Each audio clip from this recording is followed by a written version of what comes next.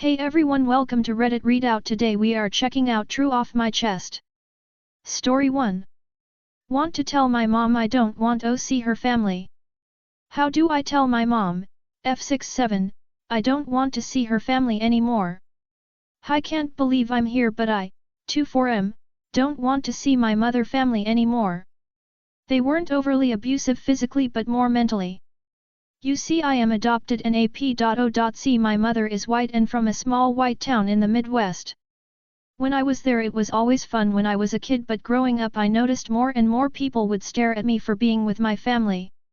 I would bring this up to my mom, who would always tell me I was being dramatic or over-exaggerating. My mother is never been open with her emotions or affectionate, it's just the way she was raised. One time when I was having a difficult time with my depression around the age of 15, I was crying. My mom asked me what was wrong, and I told it was my depression. She looked me dead in my eyes, then said, "Have you thought about just getting over it?" That wasn't the first time she had said something like that about my depression or anxiety. Or the stories I would tell about her hometown, it was always me being a fibber or Mr. Dramatic. I would always go to my dad because my dad was very open about emotion. This made my mom angry and would tell my dad to make sure I talked to her about my feelings too, but every time I did she would say something on the long lines of "get over it" or "you're being dramatic," so eventually, I just stopped. I became emotionless when I was with my mom. Every day at school was good. Nothing went wrong in my day, and for some reason she bought it even though I was struggling immensely. Her family is like this too, especially the women. She has an older sister, and a younger sister, my aunts. The older one, let's call her F71, is much kinder and more emotional. Whereas younger one, let's call her F64, is a lot more like my mom. J and my mom would always comment on my weight or body. Even in high school when I used to think of myself as being pretty in shape, they always find a way to make me feel insecure and fat. One time playing catch with one of my cousins, I broke my finger and my mom told me to not be a wimp and put ice on it. It's still disformed today because I never got it checked properly. When my mom overheard me telling this story a couple of months back, she said, "That's didn't happen, stop being so dramatic." Things like that would happen a lot with my mom. The two saving graces is from this place were my mom's dad, my grandpa, and my uncle's husband. My uncle was much like the character Red from that 70s show, but always was kind to me and always let me watch old Western movies with him. My grandpa was the light of my life. I always felt protected with him because in this small town, even though he was a realtor to me, he was the don of the mafia. He went wherever he wanted to, and was recognized anywhere he'd go. The stares I usually get were far less than when I was with him, and he showed nothing but love and appreciation for me. As he got older, I spent more of my time helping him in and out of cars, wheelchairs, chairs, etc. As I was the fit young man, it was always my duty to help him. I was never mad about this because he, as I said before, always made this place where I felt alone be a place where I felt accepted. He used to come to my football games, even though I was just stayed away. And I know this is bad because it's a bad habit, but it was he got me smoking cigarettes because I saw him once and thought it was the coolest thing I've ever seen because he was the coolest man I'd ever known. After his passing, though things changed, the looks from people became worse. One time when I was taking my younger cousins to get ice cream, a woman asked them if I had tried to touch them, then tried to have the cops called on me. And my family used me more and more as a pack mule and babysitter. Already not an emotional place for me, his passing made it seem like I was no longer needed there. My mom would always get angry at me for not wanting to go with her to visit her family, saying it was because I didn't love her enough. While I was always with my dad's family on the other hand has always been supportive of me during my mental illness struggles. Whereas my mother family has never been that way. If I told my mom I was struggling, my mom would always try to say her family was too or try to one-up me. Whereas my dad's family would share their experiences more openly and educationally as a way for me to learn and heal, rather than just feel ashamed for having my feelings because someone had it slightly worse. I feel if I tell my mom any sort of truth to why I don't want to go with her, It'll make our already strained relationship non-existent. I do love my mother, and even though a lot of bad things happen with my mother family, they were also sometimes have great love and support. The rare and fleeting they were there. So what's my next move? The holidays coming up and I don't have them anymore. Excuses I can use to not go. I should say I haven't seen her family in 2+ years, but with the holidays coming up my mom has put increasing pressure on me to see them. Sorry this was so long. First time. Hope it's not too confusing. Be the first to comment. Nobody's responded to this post yet. Add your thoughts and get the conversation going. Story 2. Tinder chick says she's 8 months pregnant. Back in mid-December me and my GF had an argument and we didn't talk for over a month. In that time, I ended up having a one-night stand from Tinder. It was oral then penetration, no condom, pulled out. The event took no more than 45 minutes. Fast forward to September 1 and she messages me under another alias name on IG and says she's 8.5 months pregnant and is not sure who the father is between me and her ex. She would like to know who the father for the sake of her baby. Since then I have deleted my social and have been stressing about how potentially this could be my child. I am torn between wanting to own up and be a dad, but I'm also not sure if I'm ready. I've pretty much just have it in the back of my head every day and hope that I'm not the father. So I come to Reddit, to see what should I be doing in this situation. I don't want to open communication with her because I really don't even know her. I had completely forgotten all about her. What happens in cases like these? Any moral or legal advice? Story 3.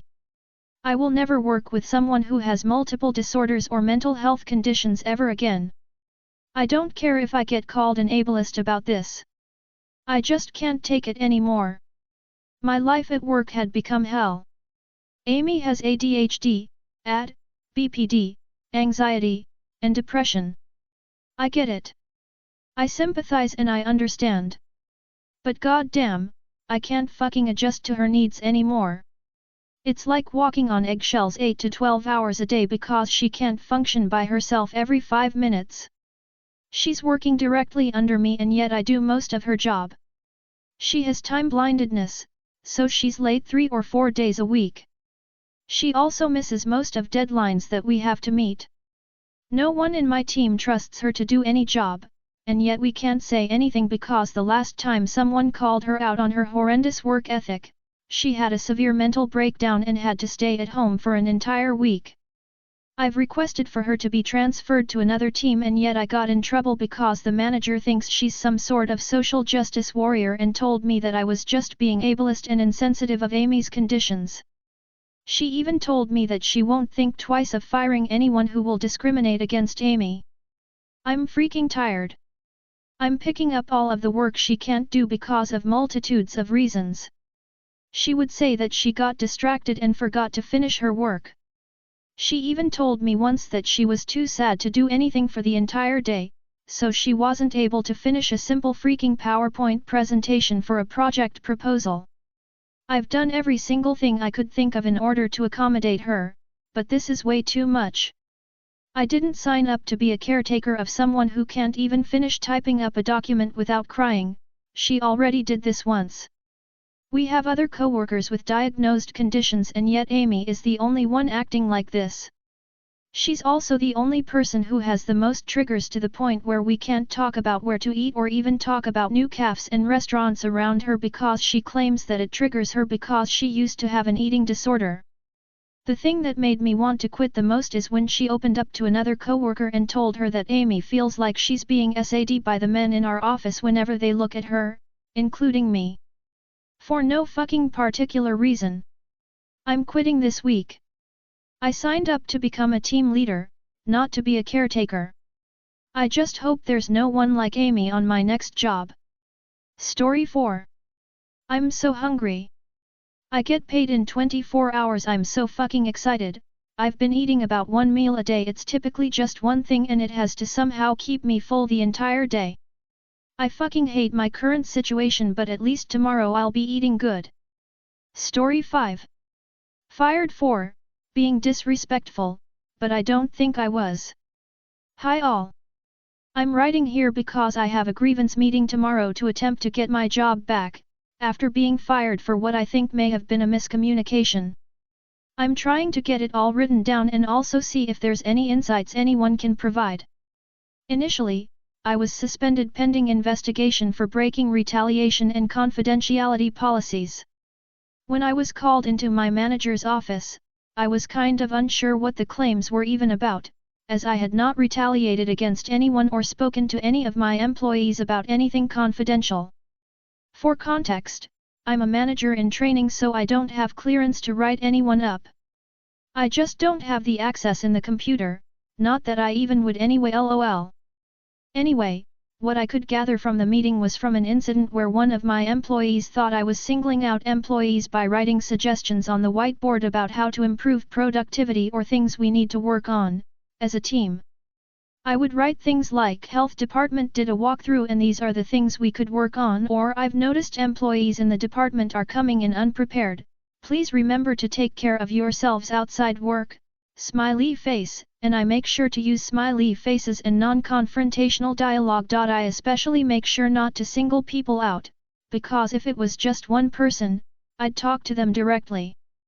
Long story short, from what I had gathered from the meeting based on what my manager and I discussed was a couple texts I sent to an employee, from that incident.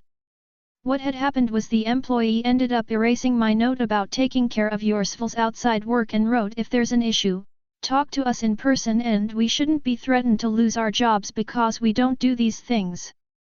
Not once had I threatened to fire anyone or write anyone up as a result of this. The employee wrote those replies after I had clocked out, and I saw they had wrote them when I came back into the department to grab my water bottle, so I decided to try to open communication and I had said no one is going to get in trouble if they don't do these things and ended up following up with a text to them, because they are a really good employee and I didn't want them to be scared or worried that they were in trouble because no one was, so I reached out. I told them in the text that the whiteboard is never used to get anyone in trouble. We use it to make sure everyone is on the same page when we have suggestions to improve the department. I addressed their worries about being written up by saying if there were any actual problems there would be conversations and write-ups happening, but there aren't because what we write on the board is just so everyone can know what our expectations are because the way our schedules are written, we don't see everyone every day, and some people remember better if it's written down and they can read it. No one is in trouble. Ultimately, 10 days later HR had found that I was being disrespectful to my employees based on the claims that were submitted to them. Officially, I was fired for gross misconduct, specifically for being disrespectful to subordinates. I think the employee has taken my words out of context to mean that I was threatening write-ups because the employee had told HR I said if I had problems, write-ups would be happening.